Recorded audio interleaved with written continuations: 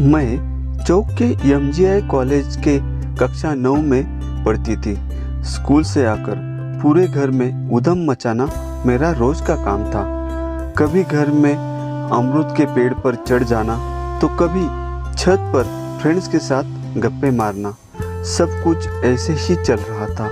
एक दिन पड़ोस में रहने वाली मासी के घर नया चेहरा नजर आया। वो गोरी रंगत में घुला हुआ गुलाबी रंग, उसकी छोटी छोटी आंखें मगर जैसे कुछ कहना चाह रही हो। वह मेरी मासी के ससुराल से आया था। पता चला कि वह यहाँ पढ़ाई करने के लिए आया है और 10वीं का एग्ज़ाम दे रहा था। तब तक मेरा रूटीन भी बदल गया। स्कूल से आने के बाद अब मैं खेलती नहीं थी। वो लड़का हर वक्त पढ़ाई करता था। उसकी देखा देखी मैं भी अपना वक्त अब पढ़ाई में ही देने लगी।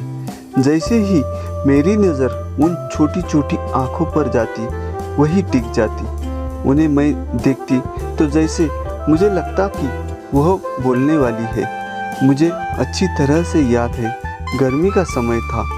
चौक की संकरी गलियों में बने घर की छत पर वो स्ट्रीट लाइट में पढ़ाई कर रहा था। मैं भी पास वाली छत पर थी।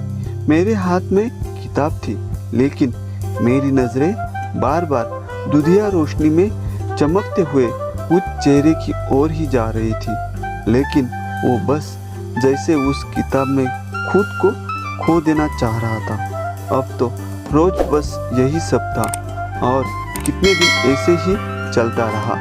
न वो मुझसे कुछ बोला और न जाने क्यों मैं भी उससे कभी कुछ बोल नहीं पाई। कई बार उसकी नज़रें भी मेरे चेहरे पर टिकी रहती थी। दोनों के बीच कभी कोई संवाद नहीं हो सका। एक दिन स्कूल से आई तो पता चला कि वो अपने घर लौट गया है और दोबारा उससे कभी मुलाकात नहीं हुई।